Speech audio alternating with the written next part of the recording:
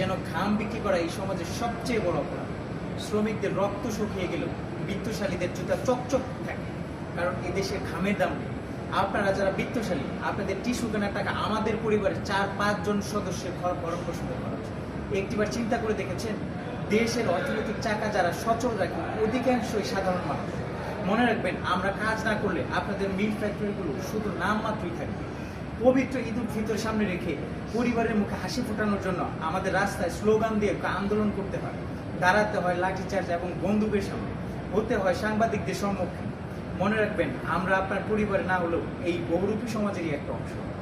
আমরা কি শুধুমাত্র আন্দোলন করার জন্য এই দেশে জন্মেছি? অবশ্যই না। পরিবারের মুখে হাসি ফোটাতে দুবেলা দুমুঠো ডাল ভাত খেয়ে সৎ পথে পরিশ্রম করে বাঁচতে চেয়েছি। এটাই কি আমার অপরাধ?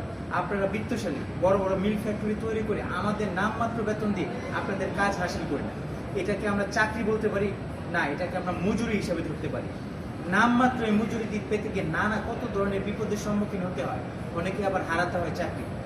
এই ব্যথা শুধুমাত্র একটি সাধারণ শ্রমিক অনুভব করতে পারে। হাস্যকর হলেও সত্যি, মিল কারখানার সামনে লেখা থাকে আমরা মানবতার ফেরিওয়ালা।